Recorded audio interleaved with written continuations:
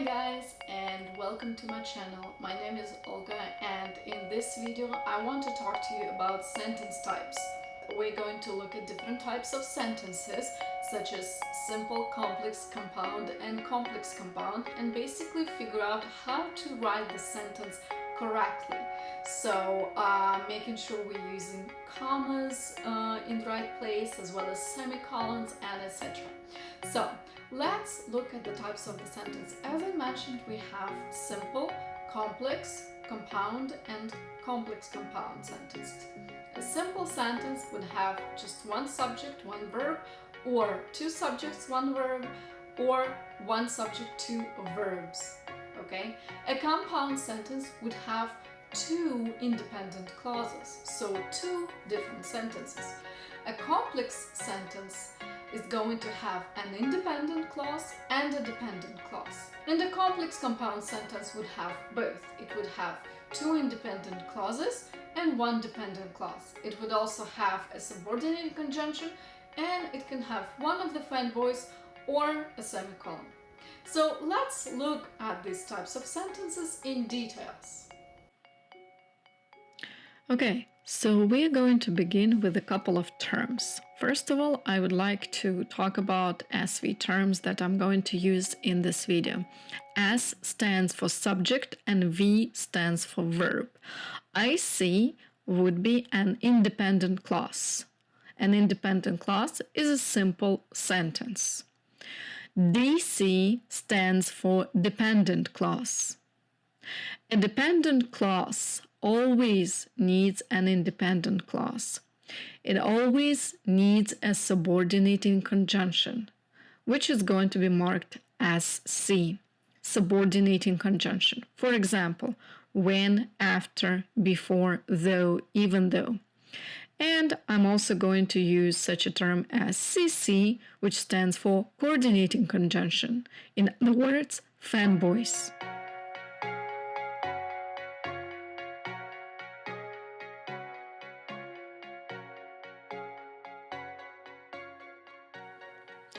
So, we're going to look at different types of sentences.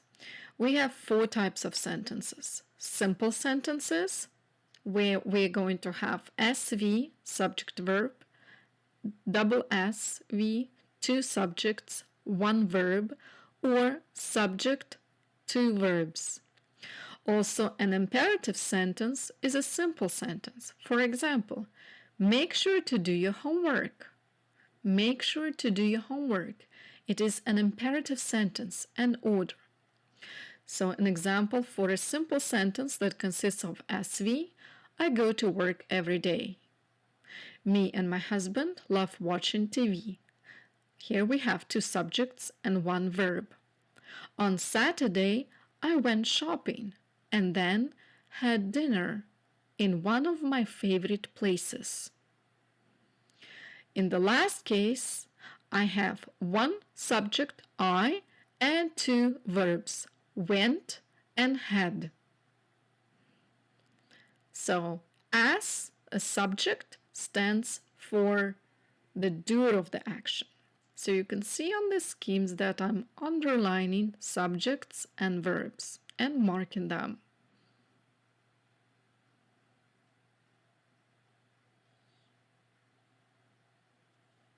So when it comes to imperative sentences, this is going to be an order, a piece of advice, or some suggestion.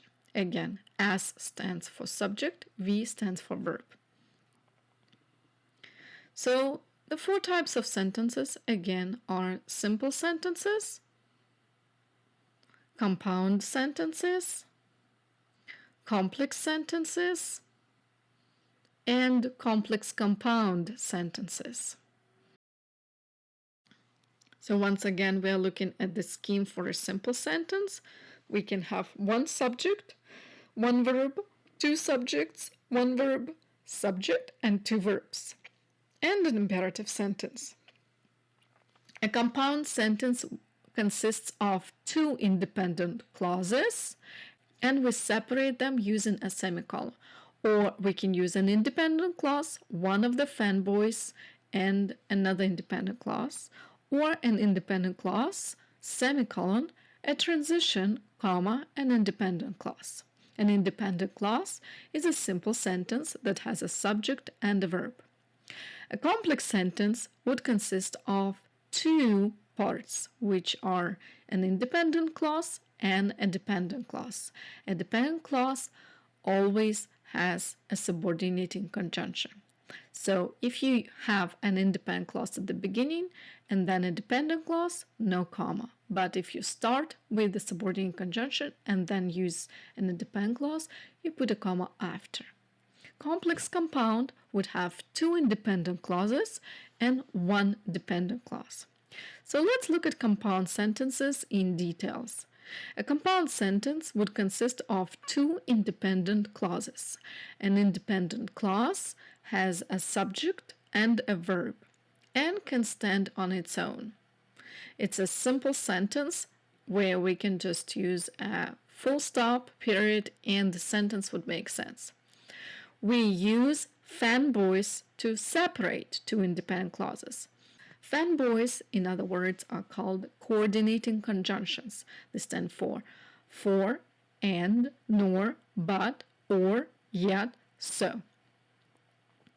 So the scheme is the following. We can use subject verb, comma, coordinating conjunction, subject verb, which is the same as independent clause, comma, one of the fanboys, independent clause. The second option is an independent clause, then we use a semicolon, a transition word, comma, and an independent clause. Transitions, examples of transitions are however, nevertheless. Or we can simply use two independent clauses and a semicolon to separate one from another. So let's look at examples. Exercise can strengthen bones, comma, but the effect is quite small. So in this case, you see you have an independent clause, comma, but, which is our coordinating conjunction, one of the fanboys, and another independent clause. Elon Musk is the founder of PayPal, comma, SpaceX, comma, Zip2, semicolon, however, comma, he is better known as the founder of Tesla. So in this case, we're using a semicolon, a transition, and a comma to separate two independent clauses. Let's look at complex sentences now. In a complex sentence, we're going to use an independent clause and a dependent clause. If an independent clause comes first, then we're using a subordinating conjunction and a dependent clause. No commas in this case. But if our dependent clause comes first with a subordinating conjunction, then we need to use a comma after an dependent clause and before an independent. So the examples of subordinating conjunctions are when, after, before, though, even though, although. Again, a dependent clause could be an adjective clause, an adverb clause, a noun clause, and actually an if clause as well. Let's look at the example. A hurricane forms when the ocean warms during the summer months. Okay, our subordinating conjunction is when, no comma, because an independent clause comes first, and our subordinating conjunction is between two sentences. But when we start with a subordinating conjunction, we need a comma. Even though the research on space travel is strong, comma, some people still don't believe it is possible. So you can see that if we start with a subordinating conjunction, we need a comma before an independent clause, before the next sentence begins. Please pay attention to that. All right, the next thing is our complex compound sentences. Complex compound sentences have two independent clauses and one dependent clause.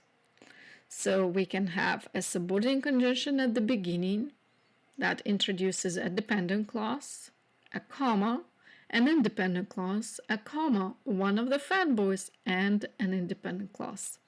Or you can use an independent clause, semicolon, transition, comma, independent clause, subordinate conjunction, and a dependent clause. It's time to look at the examples. Although the number of people worldwide has increased dramatically, comma, some countries have a falling population, comma, and they definitely need to take measures to improve the birth rate. In this case, they definitely need to take. Yes, I missed why. Okay, so since we start with although, we need to make sure we have a comma after this part of the sentence is over. But we also have fanboys, one of the fanboys, and before that we need to use a comma. So as you can see, the scheme below represents the sentence above. Subordinate conjunction, dependent clause, comma, independent clause, comma, and the last independent clause. So this is an example of a complex compound sentence. Well guys, I hope this lesson was helpful to you, and I believe you are not going to make any mistakes with these sentences, with these 4 types of the sentences. Let me know if you would like me to make a video about a specific type of sentence. For example, you want to study a little bit more a compound sentence or a complex sentence. I'm pretty sure you're all doing well with simple sentences. So let me know in the comments which types of sentences you're interested in, and I'll make sure to make a video. Alright, see you later!